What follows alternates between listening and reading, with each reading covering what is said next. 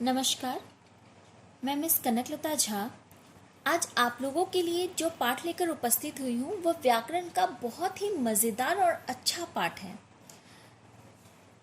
पाठ है विशेषण। बच्चों, आप लोग संज्ञा और सर्वनाम से परिचित ही हैं और आज हम विशेषण से परिचित होंगे। विशेषण में जो सबसे पहली बात आती है कि आखिर विशेषण है क्या और व्याकरण में से क्यों पढ़ा जाए। जो शब्द संज्ञा या सर्वनाम की विशेषता की जानकारी देती है उसे विशेषण कहते हैं। अगर कोई संज्ञा या सर्वनाम है उसकी विशेषताओं के बारे में बताता है तो उसे हम विशेषण कहेंगे। जैसे कि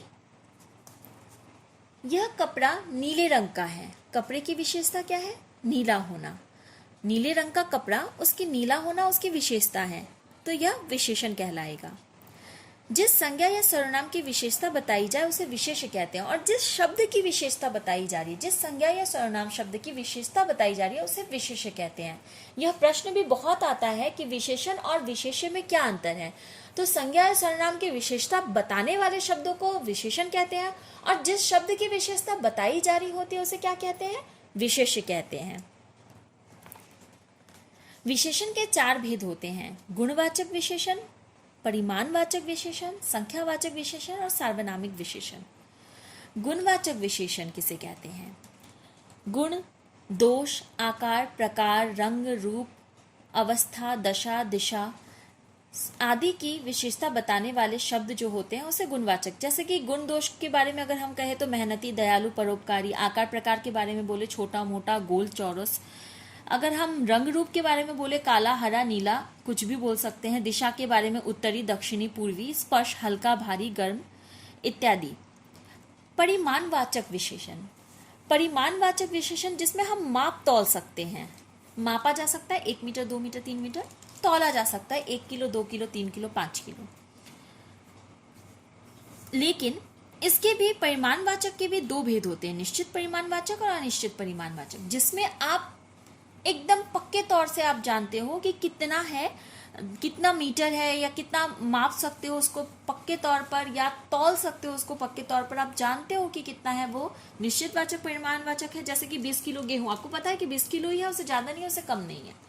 लेकिन अनिश्चितवाचक परिमाणवाचक किसे कहते हैं? जिसमें कि आपको पूरी तरीके से पता नहीं है। जैसे कि ज्यादा चॉकलेट खाना हानिकारक है। कितना चॉकलेट खाना हानिकारक है ये नहीं बताया गया, तो आपको एक्चुअल में जो परिमाण है, कितने क्वांटिटी में होना चाहिए, कितना होना चाहिए, इसकी आपको जानकारी नहीं है, तो उसे हम कहते हैं अनिश्चित परिमाणवाचक विशेषण। संख्यावाचक विशेषण। जो विशेषण विशेष्य की गिनती के बारे में बताए उसे संख्यावाचक कहते हैं।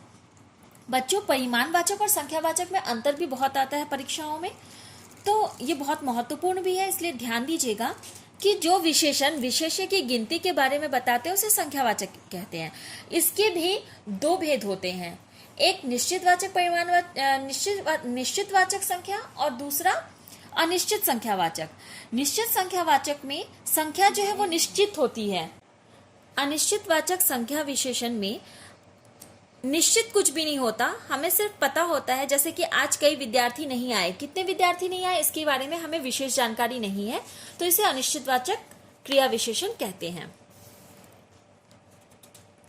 अनिश्चितवाचक संख्या जिसमें कि निश्चित कुछ भी ना हो। सार्वनामिक विशेषण। जब सर्वनाम संख्या से पहले आए और संज्ञा की विशेषता बताते हैं उसे सार्वनामिक विशेषण कहते हैं। जब सर्वनाम संज्ञा से पहले आए, यानी हम जब संज्ञा के स्थान पर जिन शब्दों का प्रयोग करते हैं उसे हम सर्वनाम कहते हैं, लेकिन यहाँ संज्ञा को हटा नहीं रहे हैं, संज्ञा के पहले हम सर्वनाम का प्रयोग कर दे रहे हैं।